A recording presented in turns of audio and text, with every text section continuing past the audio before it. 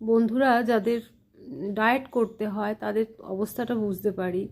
খুব খেতে ইচ্ছে করে, অথচ জিভের টেস্ট অনুযায়ী খাবার তাদের চলে না অনেক সময়। তাই আমি তাদের জন্য খুব ভাবি, ভেবে ভেবে নানা রকম উপায় বার করার চেষ্টা করি।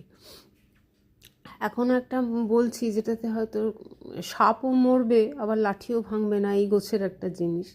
যেমন ধরুন এই লুচি বা ফিশ ফ্রাই, ফিশ ফিঙ্গার, তেলে ভাজা, যেগুলো ডুবো তেলে ভাজতে হয়, সেইগুলোকে যদি আমরা, বা কচুরি, এই সমস্ত দোকান থেকে মানে তেলে ভাজার আগে যে প্রিপারেশনটা ওরা করে রাখে, সেই অবস্থায় যদি নিয়ে আসি, নিয়ে এসে বাড়িতে ফ্রাইং প্যানে অল্প তেল অয়েল ব্রাশ করে শাঁকা শাঁকা করে নিই, চাপা দিয়ে দিয়ে যদি ভাজি, সেটা কিন্তু খারাপ লাগবে না। তাতে হলো কি, ওই দুধের স্বাদ ঘোলে অন্তত মিটবে, আর নেই মামার থেকে কানা মামা হবে।